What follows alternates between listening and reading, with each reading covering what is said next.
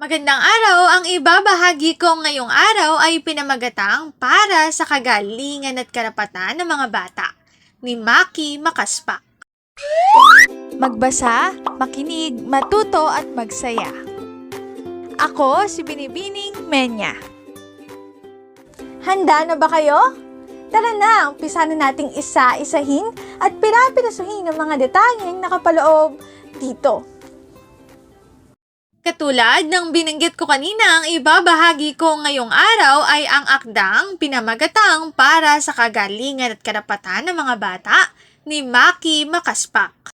Katahimikan ng namayani sa bulwagan matapos magsalita si Melissa San Miguel sa mikropono. Naralgalang tinig ng Executive Director ng Salinlahi Alliance for Children's Concerns at tila nagpipigil ng hikbi. Inanunsyo niya sa harap ng pambansang komperensya para sa karapatan at kagalingan ng mga bata, isang malagim na sa isang bata sa Tarlac ang naganap pa lamang.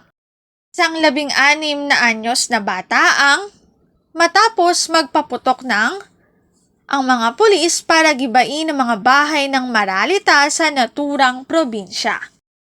Nagluksa ang mga delegado ng nasabing komperensya.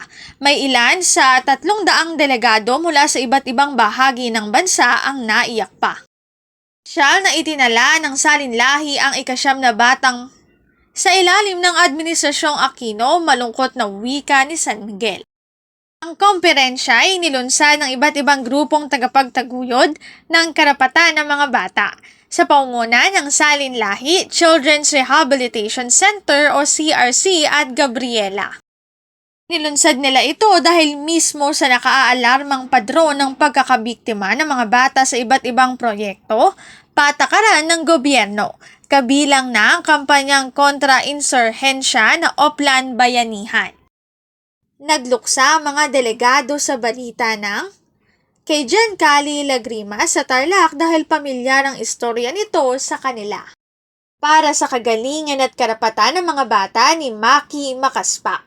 Dito na nagtatapos ang aking pagbabahagi. Sana ay marami kayong natutuhan. Muli, magbasa, makinig, matuto at magsaya. Ako si Binibining Menya. Paalam!